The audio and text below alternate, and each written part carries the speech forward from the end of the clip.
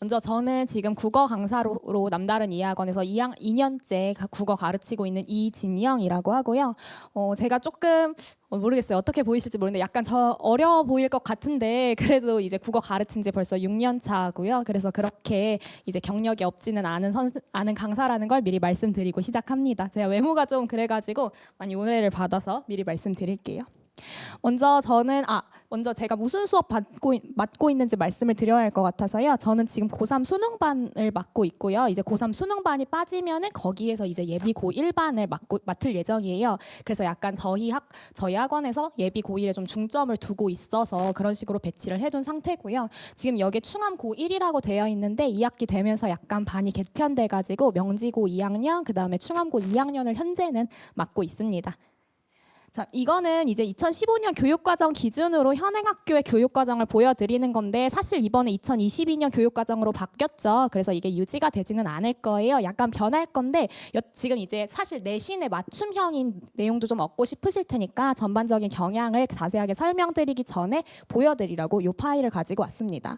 이제 보시면 아시겠지만 고등학교 1학년을 중심으로 설명드릴게요. 고1에서는 문법, 문학, 독서 이렇게 크게 세 가지 파트로 구성이 되어 있었는데 여태까지 는 지금 좀 바뀔 거예요. 근데 문법에서는 일단 의문하고 단어, 그 다음에 2학기에서는 중세국어가 들어가서 구성이 되고 있습니다. 근데 사실 이거를 이제 어때요? 중학교 지금 3학년인 거죠. 곧 졸업하죠. 이거 중학교 때 배웠어요? 안 배웠어요? 문장하고 단어 배웠어요? 안 배웠어요? 네네, 배웠어요? 학교에서? 네, 맞아요. 배웠어요. 이따 자세하게 설명을 할 건데 사실 이게 다 중학교 때 배웠었던 내용들이기는 합니다. 그 다음에 이제 문학이 들어가는데요. 사실 문학이 가장 핵심적인 부분이라고 할 수 있어요. 뒤에서 차차 설명드릴 건데 문학이 제일 시험 범위 분량도 많고 그리고 문제도 많고 그리고 이제 외부 지문이라고 해가지고 변별력을 판단하는 거에서도 여기서 많이 나옵니다. 그리고 이제 명지고와 충암고는 약간 출제 양상이 다른데 명지고에선 사실 독서를 거의 출제를 안 해요. 저도 학교 선생님들 마음이 이해가 갑니다. 왜냐하면 이제 독서 같은 경우에는 사실 자료가 너무 없어요. 그래서 학교 선생님들께서 가르치시기도 힘드시고 문제를 만드시기도 힘드셔서 아마 그런 이유 때문에 명지고에선 좀 많이 지양하시는 것 같습니다. 근데 이게 또 충암고는 독서를 되게 좋아하셔요. 그래가지고 항상 고등학교에서도 지금 보면은 이제 30문항 중에 9문항이 출제가 되거든요. 그래서 거의 3분의 1이 독서라 가지고 굉장히 비중이 높습니다. 그리고 2학년 때에서도 이제 충암고는 유일하게 독서를 그 과목으로 채택을 하고 있어서 2학년 때도 그렇고 3학년 때도 그렇고 내신이 모두 다 출제되고 있는 양상이에요.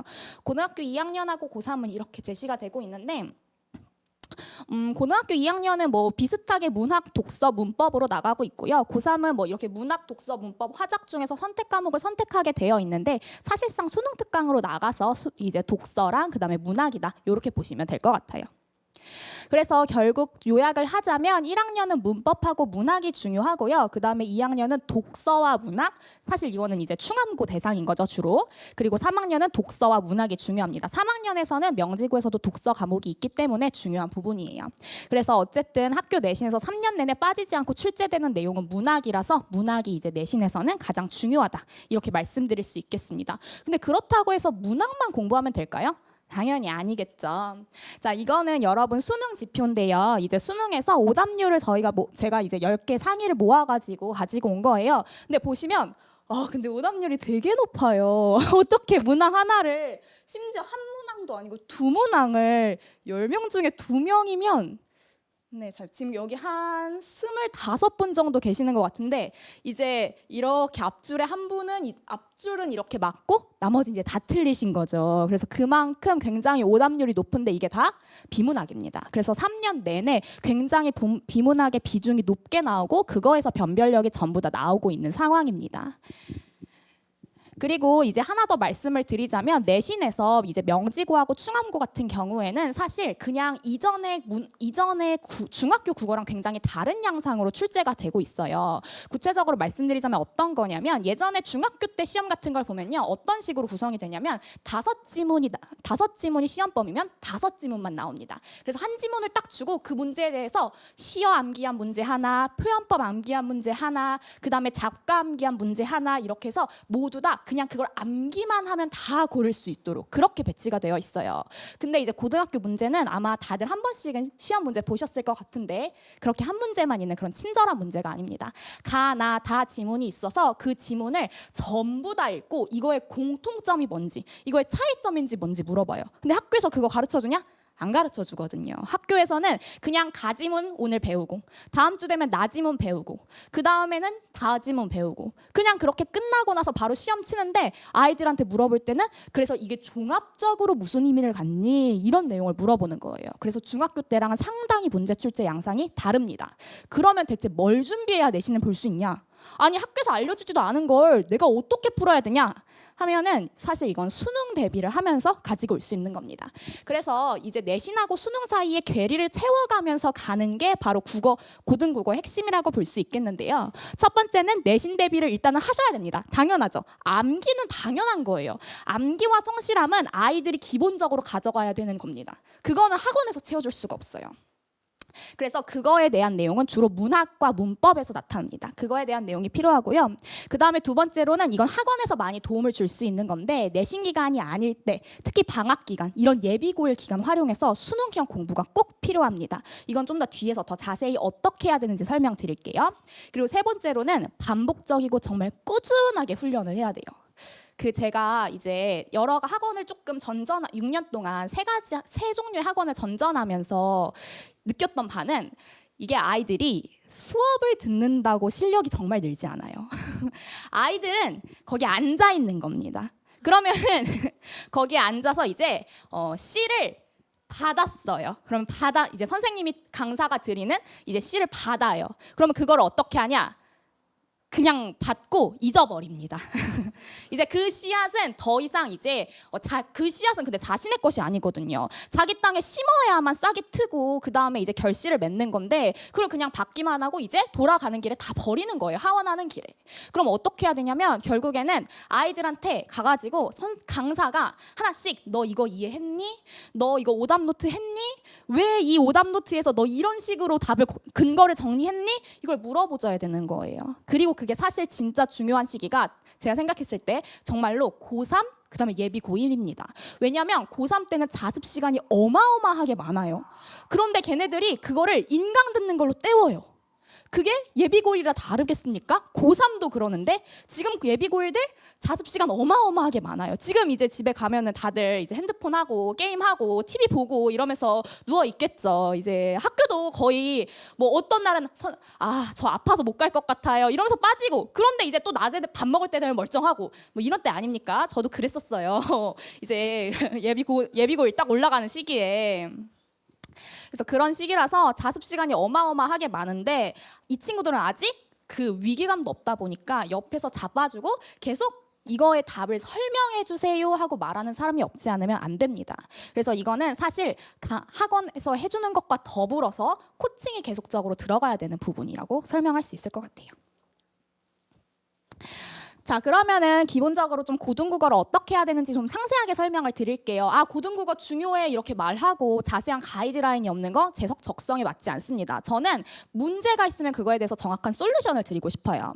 그래서 제가 이제 크게 4가지의 솔루션을 드리도록 할 건데요. 먼저 첫 번째는 이제 수능을 위한 공부는 평소에 이건 일단 전반적인 얘기를 말씀드릴게요. 먼저 수능을 위한 좀 공부는 평소에 하는 게 필요하고요. 그다음에 내신 대비를 위한 훈련과 문제풀이는 단기간에 하면 됩니다. 왜 단기간에 해야 되냐면 이제 까먹을 거니까 이제 긴 시간을 들이지 않는 거예요. 일부러. 자, 그럼 이제 상세하게 말씀드릴게요. 이거 약간 수능형을 좀 기반으로 하는 거다 말씀드릴게요. 왜냐하면 방금 전에 말씀드렸던 것처럼 고등국어에선 내신하고 수능의 괴리를 채워가는 그 투 트랙이 중요합니다. 조화가 중요한 과목이에요. 그래서 먼저 첫 번째로는 3월 모의고사에 쫄지 말아야 돼요. 왜냐하면 방금 전에 말씀드렸던 것처럼 단순히 한 문제에 대해서 친절하게 응답 물어보지 않습니다. 세 지문을 주고 그거에 대해서 전반적으로 종합적으로 응답해야 되고요. 그리고 더 어려운 거는 이제 보기가 자꾸 나와요. 이거는 내신에서도 해당되는 건데 정말 명지고에서 이번에 외부 지원 비율이 굉장히 높았어요. 그 명지고 이 문학에서. 그리고 충암고에서는 독선대도 이제 외부 지문이 나옵니다. 그래가지고 네, 독선대도 외부 지문이 나오더라고요. 그래서 지금 나는 이것도 아직 암기가 다 안 됐는데 시험장에 가면은 처음 보는 지문들, 그다음에 처음 보는 보기들을 만나야 되는 거기 때문에 그거에 대해서 미리 알고 좀 연습을 해야 되겠다라고 말씀드릴 수 있을 것 같고요. 그 다음에 이제 수능의 가장 기본을 챙겨가는 게 필요한데요. 이제 여기에서 이 부분이 핵심이라고 볼 수 있을 것 같아요. 자, 자료를 보여드리면서 말씀드릴게요. 이건 2015년 개정 교육과정에 있었던 내용인데 제가 이걸 가지고 온 이유는 이제 22년보다 이게 더 상세하게 설명이 돼 있어서 그래요. 기본적인 내용은 같습니다. 자, 여기에서 보시면은 이 문법에 대해서 설명이 돼 있는데 중학교 1학년에서 3학년 여기 학생 친구들 몇 명 있는데 자, 다 배웠던 익숙해야 하는 이야기들입니다. 자, 의문의 체계와 특성, 품사의 종류와 특성, 문장의 짜임, 담어의 개념과 특성, 그 다음에 한글의 창제 원리를 중학교 3년 동안 이미 배웠어요. 네, 배웠습니다. 근데 이제 그거를 고등학교 1학년 때 되면은 또 다시 의문의 변동, 문법 요소의 특성과 사용, 한글 맞춤법의 원리와 내용으로 다시 한번 배웁니다. 그래서 똑같은 내용을 한 번 더 배우는데 문제 난도나 아니면은 형태만 조금 더 이제 심도 깊어지는 거다라고 말씀드릴 수 있을 것 같아요. 그러면은 사실 이거 너무 땡큐죠. 왜냐하면 지금 예비 고1인데 나 방금 전에 배워서 아마도 선생님이 좀 도와주면 다시 떠올릴 수 있잖아요. 그쵸? 다시 떠올릴 수 있을 거예요. 그쵸? 그래서 지금 해야 되는 게 이 문법 파트라고 할 수 있을 것 같아요. 그 다음엔 이제 독서 같은 경우인데요. 독서는요, 사실 요즘에는 예전에는 저 딱 수능 볼 때는요, 속도가 진짜 중요했어요. 왜냐하면 저는 한 지문이 한 바닥을 다 차지하는 시대의 시험을 봤거든요. 그런데 이제는 그렇지 않습니다. 점점 짧아지고 있는 추세예요. 자, 23학년도 수능이거든요. 743자였습니다. 근데 지금 24학년도 6월 모의고사 기준으로 641자, 100자나 줄었어요. 그리고 더 이상 이제 막 엄청 얼마 전에 말 많았잖아요. 킬러 문제 사라졌습니다. 제가 이제 수능반을 사라진 거는 맞아요. 사라지기는 했어요. 뭐 이제 그렇다고 해서 저희 친구들의 등급이 좀 이렇게 막 엄청 올랐냐 하면 그건 또 아니긴 한데 사라지기는 했어요. 그래서 그런 킬러 문제들도 사라졌고 그 다음에 계속 글자 수도 좀 줄어들었기 때문에 실제로 속도가 중요한 것보다는 좀 더 정확하게 읽는 게 중요하고요. 그리고 제가 되게 고3반에서 많이 하는 얘기가 너희들 이제 중요한 게 눈으로 보고 풀 수가 없다. 이제는 재진술이라는 걸 하기 때문에 자꾸 단어들이 바뀌어 있어서 너네들이 머리를 쓰면서 읽어야 된다라고 말씀을 드리고 있어요. 그래서 이제 독서에서는 그런 이해하는 것들이 굉장히 중요하고요. 그걸 위해서는 올바른 독해 방안, 저는 이제 독해 원리라고 많이 이야기를 하는데 그 독해 원리를 챙겨가는 게 중요합니다. 그 다음에는 이제 문학에 대한 건데요. 문학은 이제 개념어에 대해서 일단 기본적으로 예비고일 친구들은 이해를 하셔야 돼요. 이게 뭐냐면은 자 보시면은 이제 중학교에서 많이 배우기는 했을 건데요. 자 이게 지금 수능 특강에서 가지고 온 거거든요. 수능 특강에서 보면은 우회적인 방식, 감정이입의 표현, 계절감을 환기한다, 공감각적 이미지다, 초월적 세계다 이런 표현이 있습니다. 초월적 세계가 뭐예요? 그쵸. 아직 좀 알기가 이렇게 어렵습니다. 그래서 이런 거에 대해서 기본적으로 아니 이게 뭘 의미하는지는 알아야 이게 맞는지 아닌지 판단의 시도라도 해볼 거 아닙니까? 그 결과가 맞지는 않더라도. 그래서 그런 것들을 하기 위해서 기본적으로 문학 개념어에 대한 습득이 필요하다. 그리고 이제 이 문학 개념어에 대해서 습득을 해야 된다는 건 가장 기초적인 거고요. 이걸 바탕으로 뭘 해야 되냐면 이제 나만의 필링으로 자꾸 문제들을 푸는 친구들이 있는데 그러면 안 되고요. 이거를 푼 이유가 다 지문 안에 근거가 있어요. 그래서 그 근거를 설명할 수 있어야 됩니다. 이제 고3반 친구들이 딱 2월에 만나서 수업을 시작하면 이렇게 얘기를 하거든요. 이제 너가 답이 뭐 예를 들어서 1번이라며 왜 1번이야? 이러면은 그냥요라고 대답하는 경우가 진짜 많습니다. 그래가지고 사실은 이제 그냥요가 아니라 이게 여기 새가 지저귀는 이라는 거에서 청각적 이미지가 드러나고요. 그 다음에 새가 지저귀는데 그게 나에게 마치 빛을 비추는 것 같다는 느낌을 주니까 두 가지의 감각이 섞여서 공감각적 이미지더라고요. 이렇게 설명을 할 수 있는 게. 그래서 근거가 있는 보편타당한 해석을 할 수 있는 게 굉장히 중요합니다. 다음으로는 이제 이번에 2년 개정 교육과정부터 좀 중요해진 건데요. 제가 이걸 봤는데 조금 놀랐어요. 이게 그 2022년 개정 교육과정을 요약해준 요약본이거든요. 근데 거기에 뭐라고 적혀 있냐면 핵심 아이디어라는 게 있더라고요. 그리고 그 핵심 아이디어에서 듣기 말하기 영역을 이야기하고 있어요. 이게 되게 사실 화작하고 문법은요, 화작하고 언매는요, 약간 선택 과목이라서 수능을 치는 아이들 사이에선 약간 논외입니다. 그냥 시험 보기 한두 달 전에 바짝 공부해가지고 빨리 풀고 넘어가가지고 다 맞고 요런 되게 비중이 낮은 친구인데 여기서 대놓고 듣기 말하기 영역, 즉 화작 영역이 핵심 아이디어야 라고 공통 국어 과목 1에서 설명을 하고 있어요. 그래서 사실 정확하게 이제 어떻게 수업을 할 건지가 나오지는 않았다 보니까 확신할 수 없는데 아마 요거에 대한 비중이 내신에서도 그렇고 좀 수능 과목 재편이 아직 확정이 안 났거든요. 그런 것이 좀 반영되지 않을까 하는 이제 생각이 있습니다. 그래서 그리고 마지막으로 내신 대비에 대한 내용인데요. 내신 대비에 대한 내용은 이제 그냥 간단하게 이런 식으로 구성되어 있다라고 보여드리고 이제 넘어가는 걸로 할게요. 혹시 필요하시면은 사진 찍으셔도 괜찮습니다. 제가 이제 뭐 특별히 설명을 해드릴 게 많지는 않아가지고 그냥 설명되어 있는 것 자체고요. 말씀드렸던 것처럼 충암고랑 명지고 둘 다 난도는 비슷한데 이제 약간 키포인트로는 충암고 같은 경우에는 이제 부교재를 함께 사용하고 있고요. 그 다음에 이제 명지고 같은 경우에는 모의고사식 지문을 되게 좋아합니다. 그래서 좀 외부 지문을 많이 끌어와서 물어보고 있는 추세예요. 그래서 약간 이런 식으로 충암고 같은 경우에는 좀 비문학을 하는 거를 좋아한다라고 하면은 국어 과목에서 좀 강점을 보이실 수 있고요. 그 다음에 명지고 같은 경우에는 모의고사형 문제 그리고 좀 실수를 해도 실력으로 커버가 될 수 있는 친구들에게 조금 강점이 될 수 있는 과목입니다. 그래서 여기까지 해서 제가 전반적으로 소개해드리고자 설명한 내용은 다 마무리를 했는데요. 이제 간단하게 이제 커리큘럼을 좀 소개를 해드리려고 해요. 이제 제가 원래는 언어, 문학, 독서만 작년까지는 다뤘었는데 예비 고1반에서는 화법을 보니까 안 다룰 수는 없겠더라고요. 그걸 자세하게 다뤄야 될 것 같지는 않지만 그래서 화법의 내용을 이제 간단하게 문제풀이를 하고 그거에 대해서 학습 노트를 작성하는 식으로 이제 아이들에게 커버를 하게 해주려고 하고요. 크게 11월에서 12월에는 방금 전에 말씀드렸던 것처럼 어쨌든 문학이 제일 중요해요. 그래서 문학을 공부하는 거를 시킬 예정이고요.